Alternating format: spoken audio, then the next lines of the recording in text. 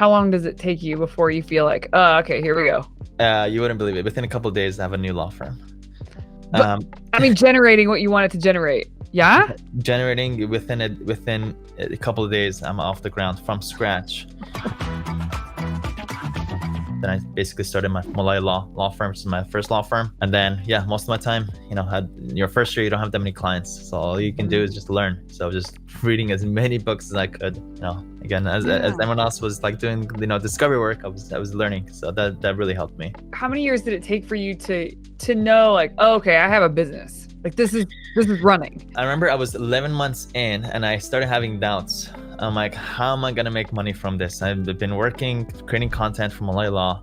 Okay, I'm making some money. I'm making like $2,000 or $3,000 a month, but how am I gonna do this? Mm-hmm. And then a year later, exactly 1 month later, which is exactly the 12-month mark, it felt like exactly right then, my work that I did in those first 12 months, that's when it kicked in. And that's when I learned my first valuable lesson is you do what you do, but don't expect anything upfront, because your results lag your actions. My first couple of years of entrepreneurship, a lot of times when you're entrepreneurs or when you have your own law firm, you're always expecting results. You're always like, oh my goodness, this month my revenue is lower than last month. This week I didn't set up any clients. The more hardcore entrepreneur you become, you realize you try to look at things in the big picture. Because you have a good year, don't look at this month, particularly this week. Always look at everything in the big picture. So at this point, I only care about what I do, my actions, what I'm doing. The result will speak for itself down the line 6 to 12 months later. Are you familiar with leading indicators, lagging indicators? No, but I'm aware. You're describing it. Yeah. You're literally describing it. Yeah. Yeah, you want to explain it, Melissa?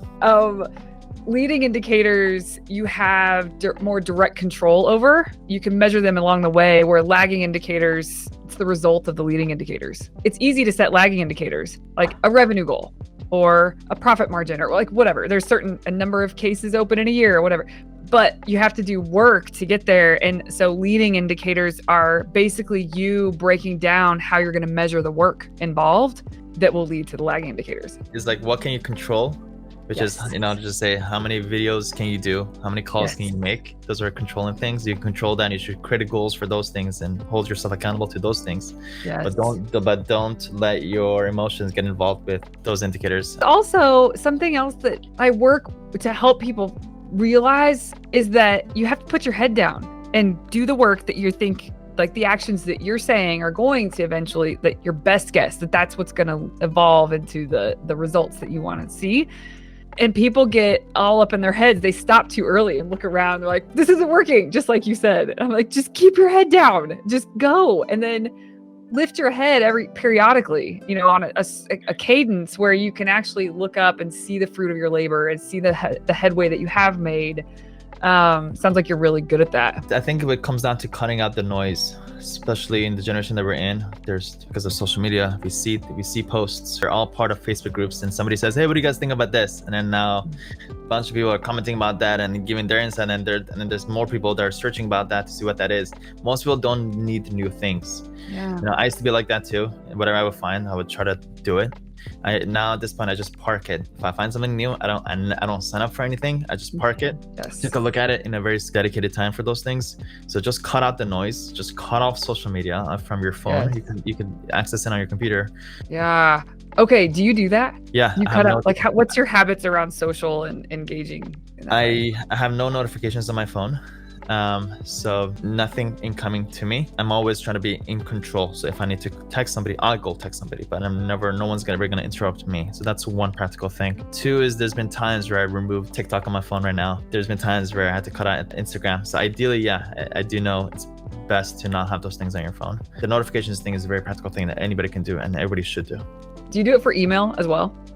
Yeah, email, thankfully, it was actually one of my things that I was stuck at for 3-4 years. When I was figuring out how to get clients and all that stuff, how much money I would make was directly proportional to how many emails I would answer. So I found myself answering emails from 8 in the morning through 10 at night, because again, if I just answer this email, I could also sign them up for another 2K. So let me just answer this email too. So I found myself answering emails all day long. So I had to come up with a creative way to be able to automate my email inbox. And it's actually one of the cool things that I teach inside of Legal Funnel, is to create these templates and sequences, and then be able to create structure in your email inbox for your virtual assistants to be able to answer your emails based on the systems that you built.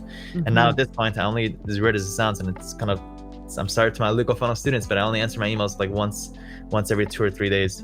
And I just pop in 20 minutes, 30 minutes. I'm not even 30 minutes, 20 minutes once every couple of days, and do my thing and move on. And then the rest of the emails are being handled by my virtual assistants, essentially. That's so great. That's so great. Also, I recently have assistants helping me with my email. And one conversation is, I don't want, when an intro comes in, and I probably need to get him out of my own way with this, but I don't want me to never be involved. It's almost like a, hey, Melissa, someone's writing me, introducing me to someone, and for the assistant to take over and say like, here's her availability.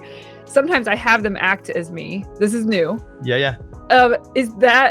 Do you recommend that, or do you recommend like, no, just take the, like, this is her assistant and this is how this goes? Yeah, we can have, it's kind of like you having agents, just like how actors have agents that could act on their behalf, right? We learned this in some certain law classes. Well, I have virtual assistants who are my agents, which they're acting on my behalf. That means I am responsible for what they say.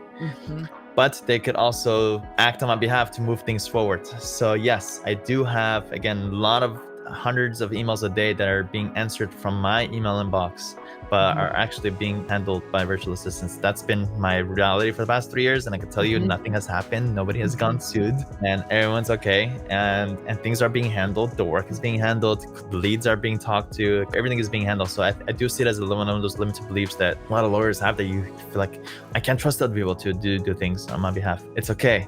You can do it little by little. No, it took me some time to build this up, but yeah, it is totally possible. And again, think about your actions. Is it sustainable for you to answer your emails for the rest of your life? I hope not. I really don't want to answer your emails for the rest of your life. That's not a good life to live. So yeah, you have to find ways to be able to get it off your hands. And this is one practical way to do it. Yeah, it is. I mean, it's so necessary to, at some point, you have to overhaul how you're thinking about email. Email will eat you alive if you don't, just like what you're saying. And people don't do an overhaul with like how they approach it because they're scared. Just you mentioned that, and I believe that they're scared of what that might mean, or the trust factor. I'm sure there's a lot of different reasons. There's ways. Again, there's a system to the madness. So, to create the actual language that they use, and they'll know how to use it. And people are, your virtual assistants are not robots. They can think for themselves. A lot of people who are not familiar with virtual assistants, they think like they're like robots, or not. They're not smart. They're actually very smart, sophisticated people. Yes. And it's a lot of times I trust the virtual assistants way more than somebody I have sometimes in-house, or somebody in here in the United States. So yeah. Again, it's because it's new. A lot of people question it. Whenever there's an unknown, you're always like, your mind goes towards why this shouldn't work, and what about this risk, and what about this risk? And I'm like, let me tell you the opportunities and benefits that come out of it. Let's talk about that, and then we'll get to the downsides. When you were talking about lifting your firm off the ground, it was like 11 months. You were thinking like, what am I doing? Is this gonna work? And then 12 months, it all started to come together. In that first 11 months, you don't have to go deep into it, but can you share what was the experience in that first 11 months? How you were thinking and how you were feeling that entire time? Scared. Didn't know how it was going to work out. I think I lived with less than $2,000 or $3,000 to my name for like a year or two. I don't know how I got by, but I somehow got by. I wish I would have had a mentor. I think a mentor at the time would have really, really, really helped. So my mentors at the time were just YouTube videos and books. If you don't have a mentor, you found it anyway in the ways that you could. Yeah, but it definitely, I would say mentor beats all of those things by far. Yes. Having somebody who's done it for you to just lead the way for you. It was pretty much do whatever I can to bring in any clients. And I think I got most of my clients through content marketing, which is basically writing blog articles and going on Quora. I would answer questions on Quora and write blog articles. That was pretty much the only way I would get by. And then that's when I started learning about funnels, like on my second year, and paid ads, Google ads, and Facebook ads, and all that stuff that came in later. How many years has it been? 7, did you say? 7 years. But yeah, It's been a progression. Again, the startup phase, then about learning about client generation for a couple of years. Then the last 3-4 years has been about automations and systems and people. Now, if you want to lift a firm off the ground, how long does it take you before you feel like, okay, here we go? You wouldn't believe it. Within a couple of days, I have a new law firm. But, generating what you want it to generate. Yeah? Generating within a couple of days, I'm off the ground from scratch. Because I've been through it before, so I know what it takes. It's usually research to see how do my competitors get clients. And it usually comes from very specific sources, and there aren't that many. So it's either going to come from Google or Facebook, as much as I'm concerned. So I'll go look to see what's going on in those two places. I go learn from that. I go get certain information that I need for every type of new law that I get into, such as qualifying questions, like how to qualify a lead, who's the who. And basically at that point, I go and prepare the ads. Again, either Google ads or Facebook ads. And then I create the campaign within a day, get approved, create a Google sheet to make sure that I'm tracking the leads, and wait to see whether my hook, whatever I created, works. If I start getting leads, great, put on a virtual assistant, go call up these leads. Here's a retainer, go sign them up. If you sign up the clients, great. At that point, do we serve them ourselves, or do we refer them out, or what can we do about them? That was it. Then within a week, we could definitely get things off the ground. And if you guys don't believe me, let me just share this. I have a packet every time I get into a new niche. I basically go and research it. And so this is all the different practice types that I've been able to kind of learn and get into. Do you hire associates? If you don't refer them out, do you hire associates, or you actually? Yeah, always. Yeah, I'm not gonna do any legal work because that's not my desired zone, and that's not what I'm good at. So I always have to surround myself with my compliments. So I'm not a salesperson. I'm more behind the scenes systems and things like that. So I always surround myself with people who can talk, because I'm kind of like the brain behind it. Okay, sweet. So good, Sam. We talked a little bit about this before the show, just to introduce the concept, but you knew exactly what you wanted to, like, one thing that you could share. I ask people, what are the we things that matter to you? Something did come to your mind. Will you share a little bit about that? Yeah, you want to explain the we things just in case the audience? I do, and maybe this is the first time, but it's on my podcast and it's been in every show up to this point. But the we things are the seemingly irrelevant, small things that make a big difference with your success. So you can think about this as the things that will tee you up well. It's preparation. It's how you operate. There's the small things about how you operate that really set you up to have a sense of ease and flow when it comes to execution or doing the important things in life. It's 3 words. It's daily micro improvements. Okay. It's a mindset shift. You're gonna have that every day you're a little bit better, and whatever you're working on is a little bit more refined. And I realized this when it came to the funnels, is that it's very relatively easy to put up a funnel or something. You put up something to bring in new clients, but most of the result comes from that constant refinement based on things that you learned from you putting it up. So I usually just put it up right away, see what happens, and then from that, off data, what's working, what's not, different languages that I use, see what's working. It's that constant refinement, that constant improvement every day in every aspect of all my different law firms. There's something that's always being improved. And as soon as anything is stagnant, that's when it kind of goes down. And that's when I don't have time for it, I go and hire a managing director, somebody who can oversee it and be on the lookout to see what's going on and know the numbers, so we can constantly refine it. But yeah, it really comes down to daily micro improvements.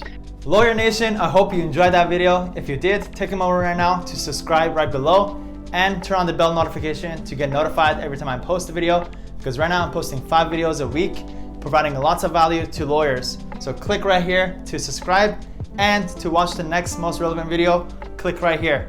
Go do it. Go watch it.